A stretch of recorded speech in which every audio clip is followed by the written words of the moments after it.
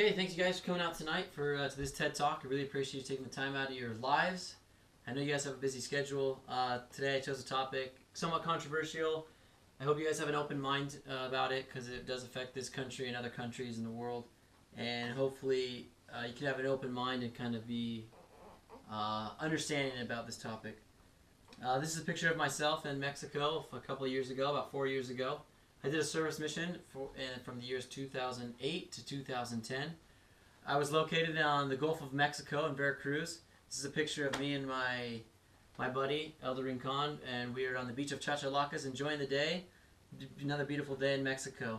Loved everything about it. The culture was great, and they really took care of me down there.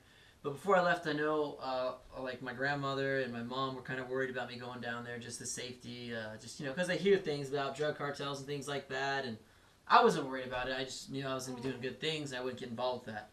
But to my surprise, one day I did get involved with a drug cartel incident. This is a picture of a scene I came upon on a Monday afternoon. Me and my companion were driving down the road on a bus, and we started hearing some gunfire. And we had no idea where it was coming from.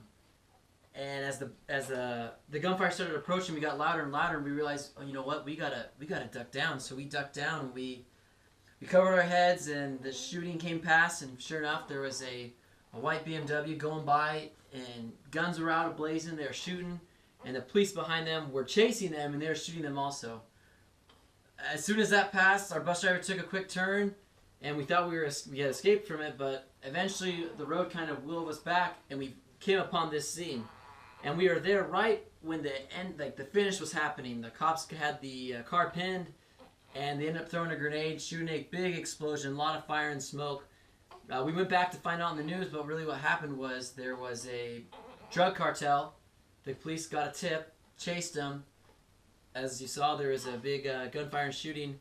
2 drug cartel members died. A young girl was injured, and a taxi car was burnt to the ground, and the driver was seriously injured. It was a very scary moment. I had no idea I'd become involved with this, and it kind of hit home with me, like, wow, this whole drug thing is kind of a big deal down in Mexico. The drug cartel in Mexico, this is a picture of the drug cartel down in Mexico called Los Zetas. In a year, these drug cartels make anywhere from $13.6 billion to $49 billion. That is a ton of money. To put that in perspective, one of the best-selling companies in the world, Apple, last year made $34.5 billion. These drug cartels outselling them by about $15 billion. That is a ton of money. This money goes tax-free. It goes in the hands of criminals, and they're basically getting money paid, and people are dying for it.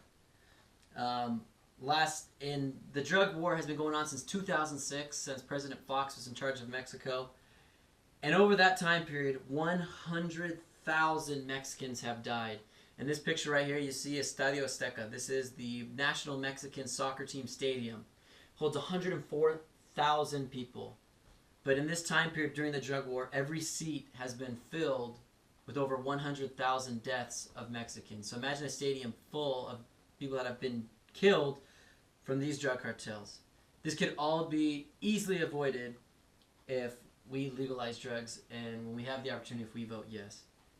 I'm not trying to endorse drugs. I'm not trying to support them, say to use them, or say they're a good thing. No matter what, drugs are bad. They're harmful for your body. There's nothing good. Drugs are not good. They're not good for you. So we're not trying to do that, but there are some positive things we can get out of it. Because regardless of drugs being out there or not out there, people are going to use them, legal or not. But we can make things better. We can get some kind of economic benefit and health benefit for the actual drug users if we vote yes on it. And also with this point, one time alcohol was illegal and crime rate jumped up in the United States. And Mexico in that time would start to supply the United States with alcohol when it was during the time of Prohibition. But since alcohol has been made legal, crime rate has dropped down from what they saw back in those days, into the 40s. The first state to set the way for the United States is Colorado. They're the first state to legalize recreational marijuana. In the state of Colorado last year, when this passed, citizens of Colorado can now hold 1 ounce of marijuana on them, and the average just citizen of the United States can hold a 1/4 ounce while in the state of Colorado. And they are actually reaping some huge benefits from this. This is actually a display of sales tax possibilities that they have. Some people are suggesting 40% sales tax on marijuana.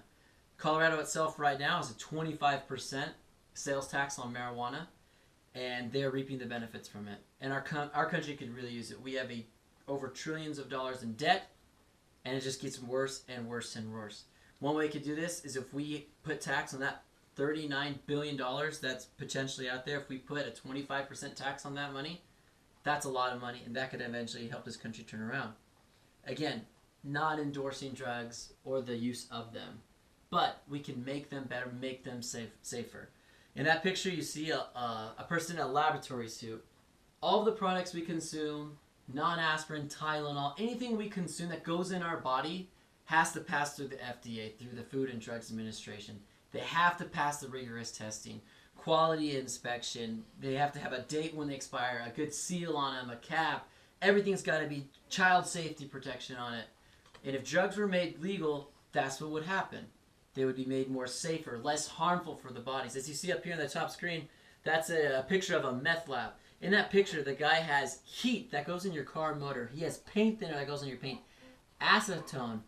He's got all kinds of products that he makes, and he just sells to people on the street. As a person buying these drugs, they have no idea where it was made, what's in it. We can, like I said, drugs are still bad, but we can help them become a little more safer. They're still going to be dangerous, but we can make them safer. We're not supporting the drugs, but we're just trying to make them a little bit better, just like cigarettes. They're out there, but they're trying to make them better. They're coming out with the e-vapor cig. There's all kinds of ideas out there. Sad story. This is a young 22-year-old Michael Safioti. He was actually thrown in jail for minor possession of marijuana, and that's a tiny bit of marijuana. He was found. He had a court date. He did not show up to the court date, and so legally, the judge has to throw this kid in jail. That's just the law. It's the law we have in the United States. There's no other way around it. The judge is forced to have to throw him in jail because that's the law. He gets thrown in jail, and in the jail, they serve him oatmeal. This young man, doesn't seem like a big deal, but he was lactose intolerant. He had some kind of allergies to dairy products, and he asked them if this oatmeal had dairy products. And a conversation ensued, and the kid ended up consuming it, and he ended up dying because of the products that were in that dairy, the dairy oatmeal. And this could have all been avoided if we weren't throwing people in jail for minor possession of marijuana, something so small. And by him going in jail and dying, did it make the streets any safer? No, he wasn't a nuisance to society. He wasn't a menace. He wasn't going to do any harm. But because of this, he has died. It's gone viral on YouTube. The videos on YouTube of him in jail actually having these side effects and watching him suffer. Sad, sad story. And hopefully this can be eradicated by the legalization of marijuana. Again, people are going to use drugs. Legal or not legal, just by legalizing it isn't going to make everything get crazy. People are still going to use drugs. But again, if people are addicts and they want to come clean right now, when they come clean, they run the risk of being reported to the police, getting thrown in jail, losing their job because they can't, this is an illegal substance, they get in trouble for it. And so if we make these legal and they are addicts and they want to come and get professional help, they'll actually get some relief because now they can go to a professional without the worry of getting thrown in jail or being ridiculed or being classified as a criminal because they smoke marijuana. So if we legalize this, it would totally, completely change the way we think of these. How does this affect you? One of the most important things out there right now, if you wanted to get drugs, it would probably only take you a couple phone calls to get set up to get some drugs. A drug dealer does not care who's buying the drugs. What's important to him is that he's giving you the drugs and he's getting the money back. It doesn't matter if your 10-year-old, 12-year-old, 13-year-old son or daughter gives them the money. He's not asking for ID. He's not going to say, oh, you're not old enough. I want to see your ID. He doesn't ask that. He just gives them the drugs and takes the money.